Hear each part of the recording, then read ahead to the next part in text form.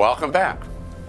So let's take a glance at the who, what, where, when, why questions.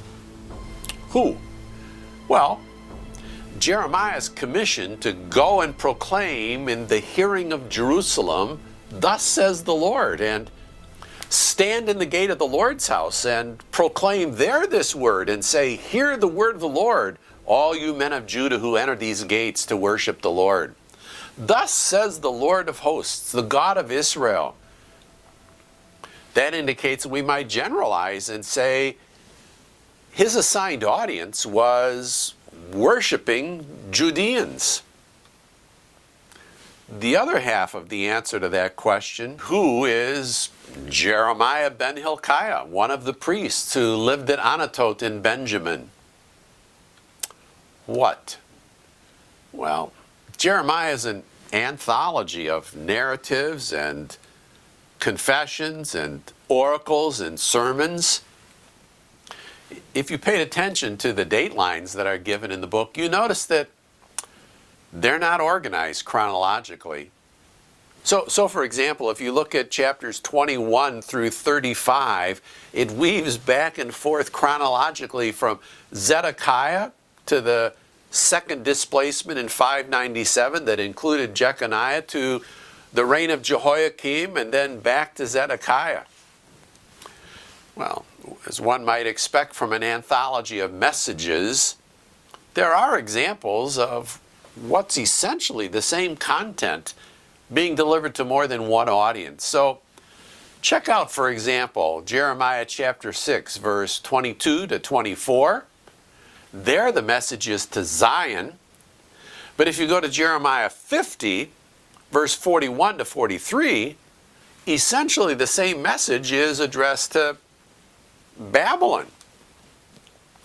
And then I mentioned a few moments ago the message that Jeremiah delivers at the temple gate in chapter 7 is preached again in chapter 26.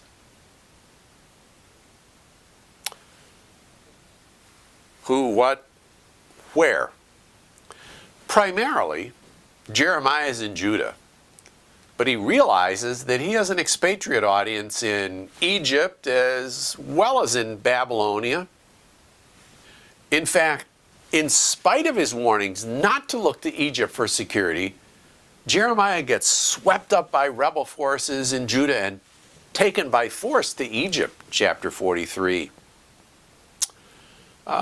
When? Well, we've already touched on this a little bit.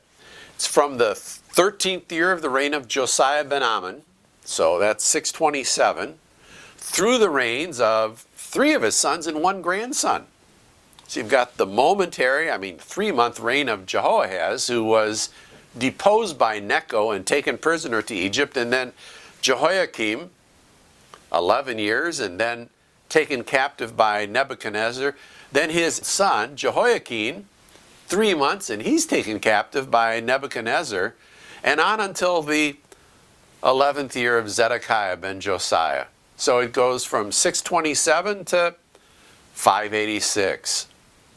So take a look at the timeline handout and look at where the Battle of Carchemish is.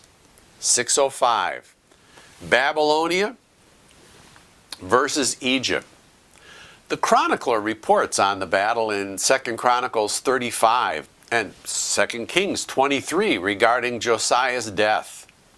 Well, this marks the first wave of deportations, or maybe I should call them exportations. Jeremiah speaks of it in the first of his messages concerning the Goyim, the nations, in Jeremiah 46. And here's a photo of a contemporary account from the Babylonian perspective. This is the Babylonian Chronicle. Major events would include the discovery of the Torah, the rededication of the temple, and the revival. So 628, 622. The Battle of Megiddo in 609. The Battle of Carchemish in 605. The Babylonian siege of Jerusalem in 598. Another exportation or deportation or expatriation or something like that. And then the siege and fall of Jerusalem in 587, 586. Well, you can see on the map how Nebuchadnezzar's armies approach from the west along the Via Maris, the coastal highway, and first of all, they secure Judah's front door, those defensive positions down in the Shephelah, the foothills, that included fortified cities of Lachish and Azekah, each one of those standing guard over a road that leads up from the coast to the mountains of Judah. Jeremiah 34:7 reports that other forts fell to the Babylonians while Lachish and Azekah held on. It's fascinating that in 1935, James Starkey was excavating at Lachish and he discovered a trove of 18 ostraca. This is sort of Iron Age 3x5 cards. They're written in Paleo-Hebrew script, and, well, here's a photograph of Lachish letter number 4. And it reads, "May Yahweh cause my Lord to hear this very day tidings of good. And now, according to everything which my Lord has sent, this has your servant done. I wrote on the door," or maybe it's a sheet, "according to everything which you sent to me. And inasmuch as my Lord sent to me regarding the matter of Beit Harapid, there's no one there. As for Semachiah, Shemaiah took him and brought him up to the city," Jerusalem, "and your servant's not sending him there anymore. Although when morning comes around," and there's a break here in the text, "may my Lord be apprised that we are watching out for the signal fires of Lachish, according to all the signs which my Lord has given, because we cannot see Azekah." The author of this letter is probably at Maresha. He didn't have a sight line to Azekah, but Lachish did. So here's an extra biblical notation about this time and this battle, this incursion of Nebuchadnezzar. So the why question. Well, let's scan that handout, Spiritual Characterization of Leadership and the Impact of Revival on Society.